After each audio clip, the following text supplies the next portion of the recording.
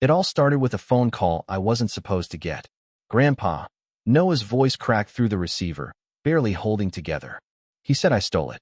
I was standing in the middle of the produce aisle, deciding between Fuji and Gala apples, when the world tilted.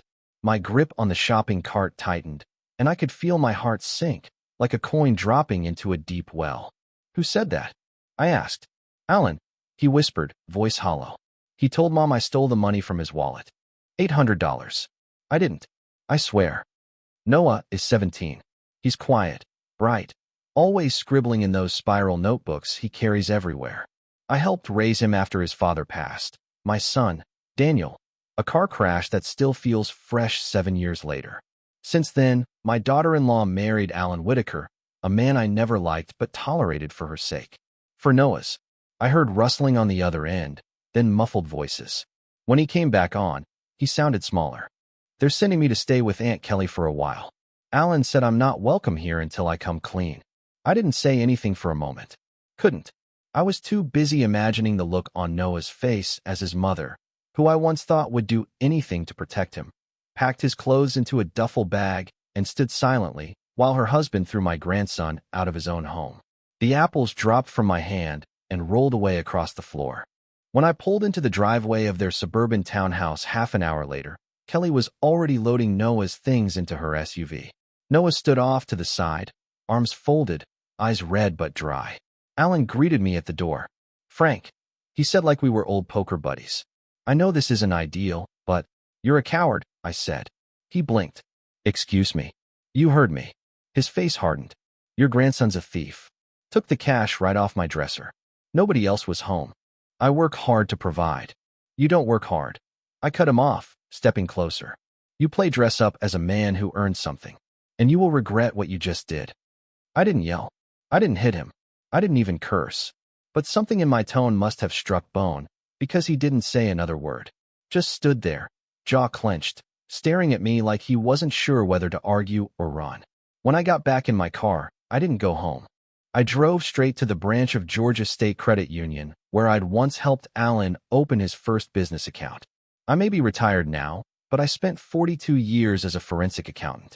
42 years tracing shell companies, following financial trails through courtrooms and boardrooms.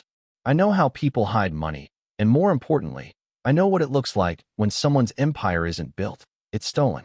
Alan didn't just throw my grandson out. He made a choice. He used Noah as a scapegoat. And something about that felt rehearsed. That night, I sat in my den with a notebook, 3 cups of black coffee, and a copy of the original paperwork from Alan's landscaping business, a company I'd reluctantly advised on when he first started dating my daughter-in-law. The next morning, I began digging. Not because I wanted to prove Noah's innocence. I already knew he was innocent.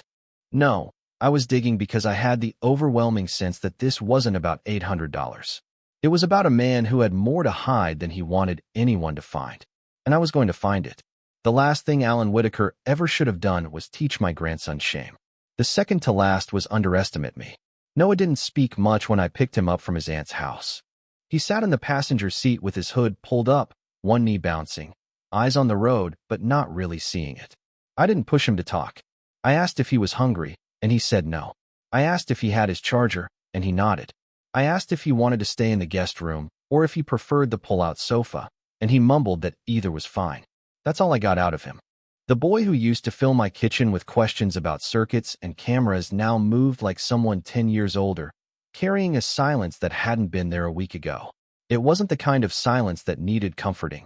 It was the kind that made me wonder just how long it had been building before it finally broke. After he went to bed, I poured myself a cup of cold coffee I'd forgotten about earlier and sat at the kitchen table. My hands didn't shake, but I noticed they were tighter than usual around the mug. I didn't look at my phone. I didn't look at the television. I just sat there thinking about Alan's face at the door when I showed up, how he tried to sound firm, almost righteous, like he was doing something necessary. That's the part one couldn't let go of. He didn't look uncomfortable. He looked satisfied. Not the kind of satisfaction that comes from solving a problem, but the kind that comes from getting away with something. I opened the old file cabinet in the back room, the one I hadn't touched since I retired. Most of what was inside was dull, bank statements, property tax letters, insurance documents. But on the bottom drawer, left side, There was a manila folder I'd forgotten I kept. It was the paperwork from Alan's business filings. He had asked for help years ago when he set up his LLC.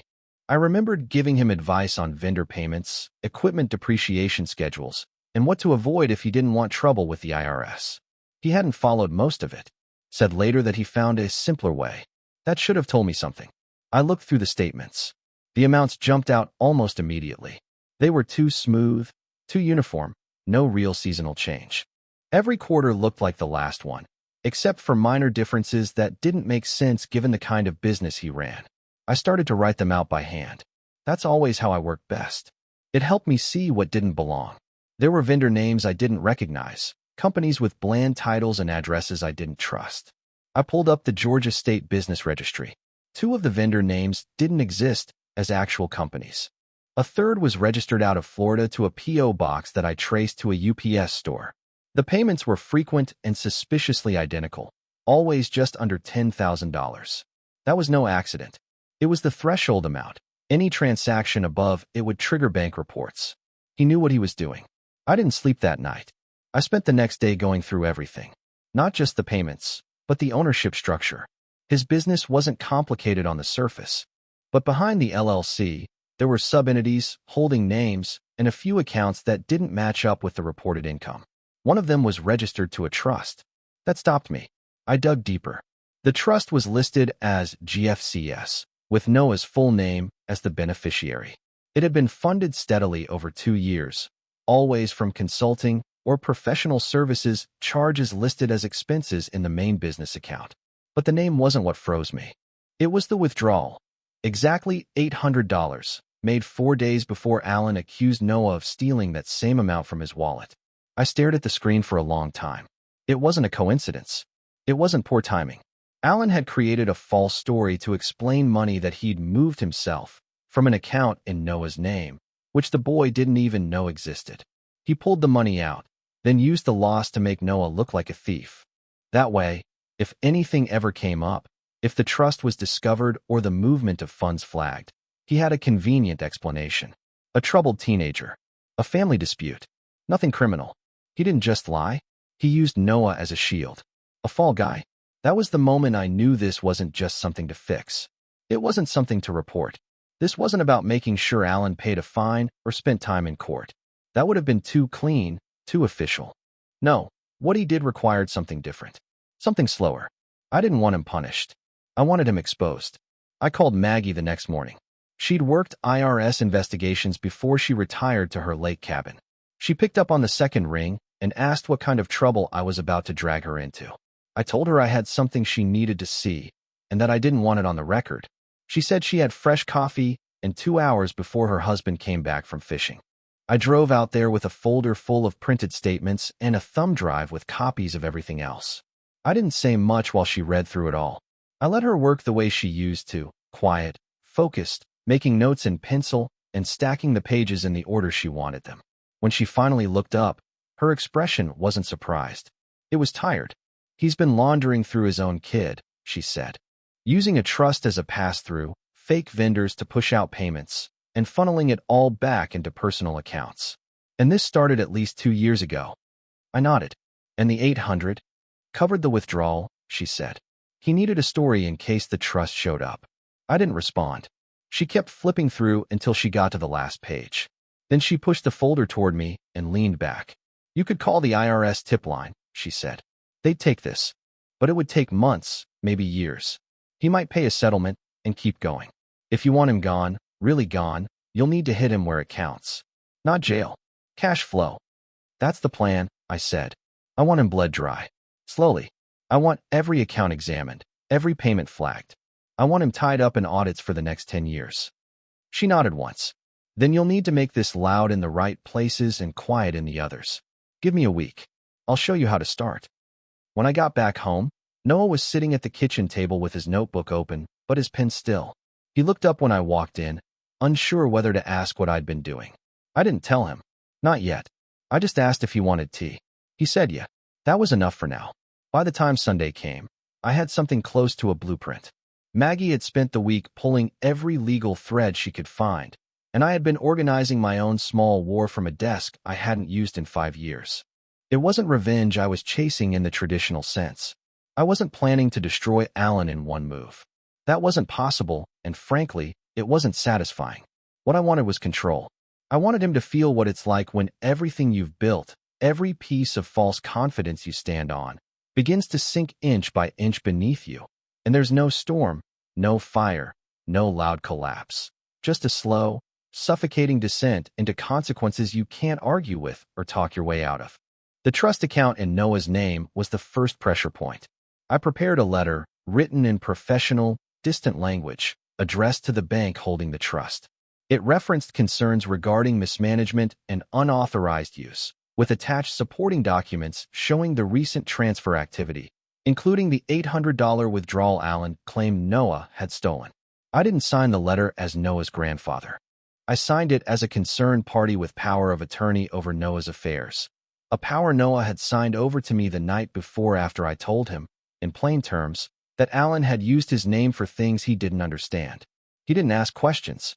He just signed. Once the letter was sent, I turned my attention to the IRS. Not a formal complaint, yet.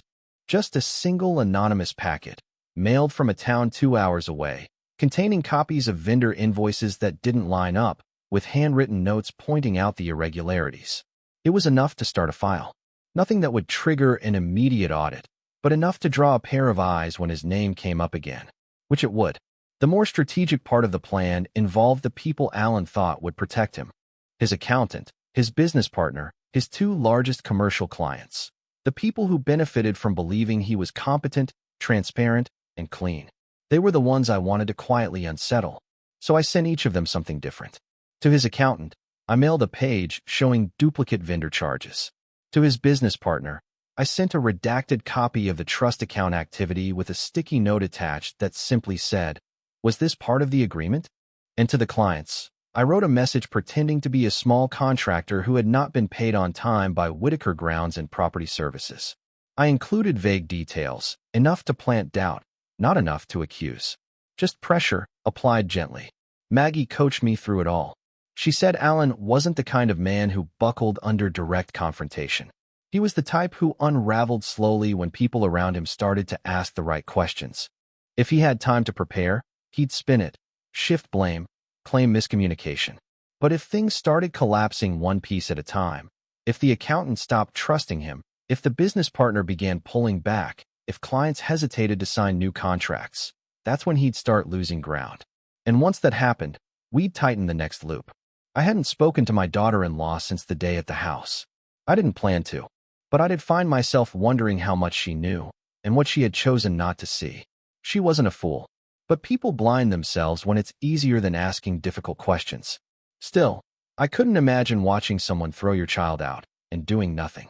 Maybe she believed Alan because she wanted to. Maybe she was afraid not to. I couldn't sort through that yet. I wasn't ready. At home, Noah started coming back to himself. He asked about my work, in vague terms, and I gave him answers that didn't reveal too much. I told him I used to deal with fraud and business compliance. That seemed to comfort him.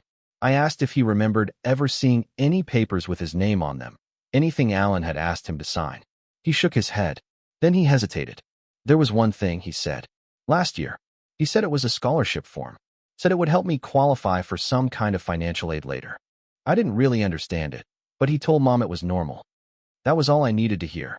The signature on the trust documents had been a scanned image, not a live signature. That meant Alan had likely taken Noah's name from that form and used it as a basis for everything that followed. He had committed a fraud inside a fraud. Not just a financial crime, but a legal one involving a minor's identity. That moved this into another category entirely. I reached out to a friend from my old firm, retired now, but still connected. I didn't give him names. I just described a situation involving fraudulent use of a minor's identity in financial records. He asked for documentation. I told him I'd send it in a few weeks, once the internal processes had time to mature. He didn't press. That was how these things worked. Quiet, measured, prepared. The last step of the plan was subtle. I logged into a small network of forums and listservs where independent auditors, compliance officers, and bank risk managers occasionally exchanged notes. I posted a generic warning, flagging patterns of fake vendor payments tied to small landscaping businesses in the Southeast. I mentioned payment frequencies, vendor structures, and trust laundering setups using minor beneficiaries. Nothing that traced back to Alan directly. Just enough for someone, somewhere, to start watching a little closer the next time his name appeared on a client list. It wasn't dramatic. It didn't make noise. But it created shadows in places Alan couldn't see. And when the lights started shifting in his world, he wouldn't know where they were coming from. I knew the pressure was working when Alan called me. He didn't leave a voicemail. He never left voicemails. Only ever called when he was certain the conversation would go his way. I let it ring out. He called again the next morning, and again 2 hours after that. By the third call, I turned the phone off. The damage had started sinking in. That meant it was time to watch the structure lean. 2 days later, I went to pick up a certified letter from the post office. It was from the bank that held Noah's trust account. They'd reviewed the activity and determined that, due to the nature of the concerns raised, the account had been frozen pending further investigation. They were also requesting additional documentation to confirm Noah's role and understanding in the establishment of the trust. The letter was cautious, careful not to suggest guilt. But the implication was clear. Someone had drawn their attention, and now they were afraid of exposure. That fear would spread. Later that same afternoon, I got a message from Maggie. One of her old contacts in compliance had flagged suspicious deposit behavior tied to Alan's business account and was preparing a formal inquiry. Nothing major yet, just a request for clarification. But it was the first sign that the foundation was starting to shift. That was all we needed. Once people in finance start asking for clarification, everything gets slower, more expensive, more difficult to ignore. Clients grow nervous. Accountants start protecting themselves. Business partners pull away.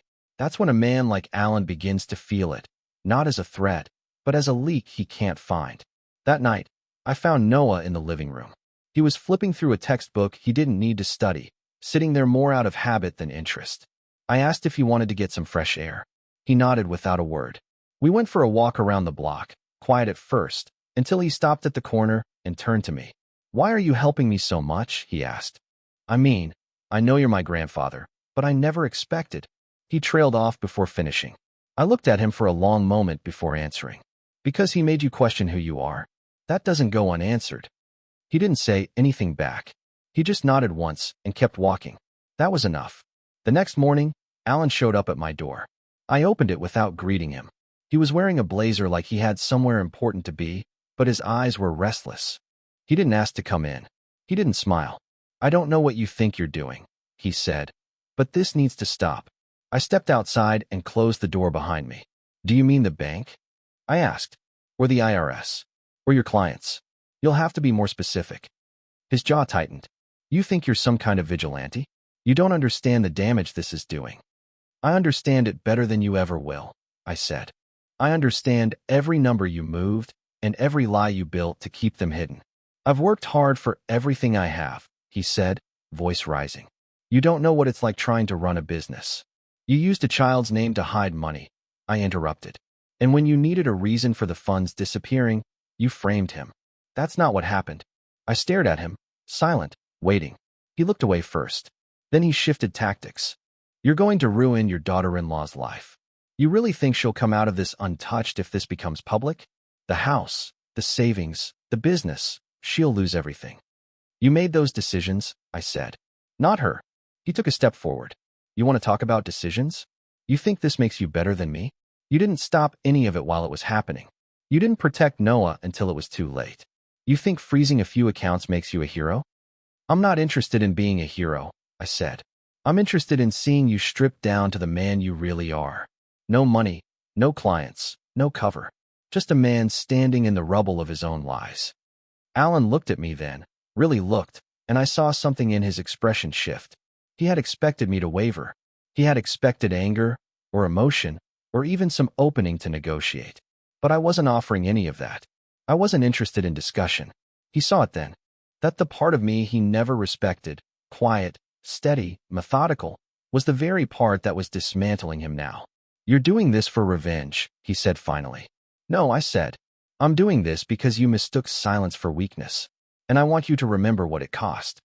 He stood there for another moment, hands clenched, breathing through his nose. Then he turned and walked back to his car without another word. I didn't watch him drive away. I went back inside, closed the door, and returned to my desk. The next round of documents was waiting to be sent. The next round of disclosures prepared.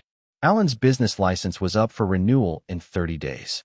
I had a separate packet prepared for the county clerk's office detailing discrepancies in his filings and suggesting a delay in approval pending investigation. It wasn't enough to disrupt him once. I needed to make sure there was no safe place left for him to retreat to. By the end of the week, his accountant had stopped returning his calls. His business partner had removed him from their shared digital platform. And two of his biggest clients had paused upcoming contracts due to internal concerns. He still had his office. He still had his house. But the insulation was thinning. Every call he made now would feel different. Every conversation would carry a hint of distrust. Every dollar would become slower to access. And none of it would come with a clear answer as to why. That was the beginning of the collapse. The first week of the next month, I got a call from a number I didn't recognize. I let it ring. I let it ring again when it called back, and a third time when it tried from a private line. The next morning, Maggie forwarded me an internal memo she'd received anonymously, likely from one of her old colleagues. Alan's name had been included in a batch of flagged business accounts under preliminary federal review. It wasn't a formal investigation yet, but it meant every transaction from his company would be examined more closely for the foreseeable future. It would slow everything down, vendor payments, client contracts, even personal banking if any of the funds commingled. It would feel like trying to walk uphill while the road kept shifting underneath him. A few days later, Noah's trust account was closed. The remaining funds, minus penalties and investigation holds, were placed in a temporary custodial account managed by a court-appointed trustee. I was copied on the documentation, along with a note that stated further activity was suspended pending review. Noah didn't say much when I told him. He just asked if it was really over. I told him no, but it was starting to be. That seemed to be enough for now. I heard from Kelly, finally. She didn't call. She sent an email. It was short, but not defensive. She asked if Noah was safe. She asked if I had any idea what was happening with Alan's accounts. She asked if I knew why two men had shown up asking questions at her office about tax documents she didn't remember signing. I didn't reply. I wanted to, but I couldn't find the words. Whatever she had believed, or let herself believe, I wasn't ready to tell her how deep the damage had gone. Not yet. Maybe not ever. Alan didn't come to our door again. He didn't call. But word spread quietly. A former subcontractor who used to work with him showed up at a hardware store I still visit on Thursdays. He asked if I had heard anything about Whitaker Property Services. I said no. He told me the last few payments had bounced and that there were rumors the company was going to restructure. I told him I hoped he got what he was owed. He said he probably wouldn't. Then he asked if I thought Alan would land on his feet. I said people like him always try to, but not always the way they expect. A month passed, then another. Nothing happened all at once. That was the point. There was no scandal on the front page, no raid, no arrest.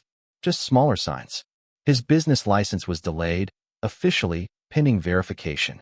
His name appeared on an industry watch list shared quietly among risk managers. His partner officially dissolved their shared ownership agreement. His accountant resigned. The bank revoked access to certain loan instruments. Everything that used to work without thought now required calls, forms, signatures, and waiting. That's how it happens to people like Alan. They think they're being punished, but really, they're just being seen for the first time. I did consider ending it. At one point, I thought maybe it was enough. That he'd lost face, lost clients, lost time, and maybe it was time to let it collapse naturally. But then I opened the folder one last time, the one with Noah's name on the trust, and I saw the signature Alan had forged. I saw how neat it looked, how practiced. That wasn't a man making a desperate choice. That was a man who had done it before. That was when I understood this wasn't about one lie, or even 10. It was about the kind of man who could live inside deception and turn it into normal. So I sent one final package, not to the police, or the IRS, or even the state board. I sent it to a journalist I trusted, someone I'd worked with years ago on a story about financial corruption in local construction bids. I sent only what was safe, documents already available in public filings, accounts already under review, statements already processed. Nothing confidential. Nothing that would jeopardize Noah or complicate the slow legal mechanisms already moving. Just enough to tell the story. The article appeared online 4 weeks later. Not a headline, just a local business column. A pattern of discrepancy. The unraveling of a quiet suburban business.